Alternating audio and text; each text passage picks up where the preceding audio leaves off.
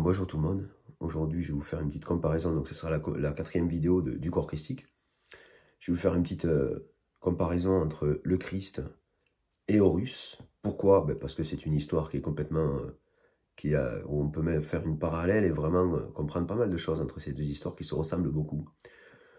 Le Christ est Marie, Horus et Isis. Mais le Christ est Joseph, Horus et Osiris. C'est la même histoire, hein. Un peu modifié, sauf que le Christ est mort à 33 ans, et l'Égypte s'est éteinte à la 33e dynastie. Oh, tiens, bizarre. Quelle similitude. Oh, bien, c'est bizarre.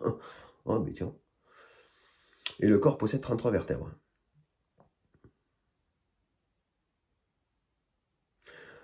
Comme je vous ai dit dans une précédente vidéo sur le corps christique, c'est cette connexion à ces 33 vertèbres. C'est bizarre. Connexion aux 33 vertèbres, le Christ, les 33 dynasties de l'Égypte. Ce corps christique, comme je vous parle, qui est le corps minéral au-delà de tous les agrégats des possibles avec lesquels on va se connecter consciencieusement à ce corps. Parce que l'expérience qu'on va faire dans cette réalité avec ce corps va nous connecter à une fréquence et donc à une dimension. Une dimension. Nous sommes connectés à des dimensions en fonction de notre expérience avec ce corps, en fonction de notre connexion avec ce corps. Donc ce qui est important de comprendre, si vous voulez, c'est que l'utilisation qu'on va avoir du corps va dépendre de notre recherche intérieure. Vous allez dire, c'est le même principe qu'un ordinateur, je vais vous dire en fait. Vous prenez un ordinateur qui n'est pas connecté à Internet. Et votre mental, à l'intérieur, c'est le moteur de recherche. Google. Qui suis-je? Réponse du corps dans lequel vous êtes.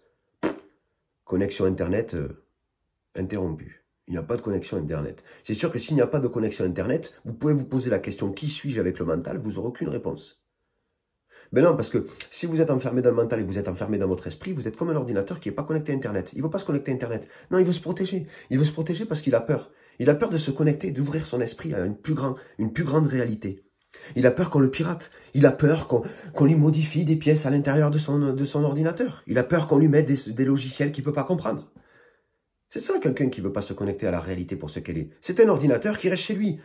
Et il ne veut pas Internet. Il ne veut pas Internet. Mais ça, Internet, tu fais rien, mon pote. Tu peux taper ta recherche, Google, qui suis-je? Ton ordinateur te dira jamais rien. Tu as peut-être le plus beau ordinateur. Tu as peut-être l'ordinateur le plus puissant qui existe sur Terre. Mais si tu ne sais pas t'en servir, ben il ne sert à rien, mon pote. Donc c'est bien d'être dans le corps du divin comme nous le sommes tous. Mais si nous ne savons pas nous en servir, il ne nous sert à rien, à part à vivre ce que nous avons envie de vivre et ça s'arrête là.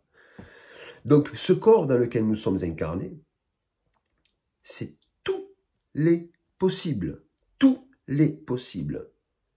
Mais l'expérience que nous choisissons de faire avec ce corps est nos possibles. Nos possibles. Nos possibles à nous.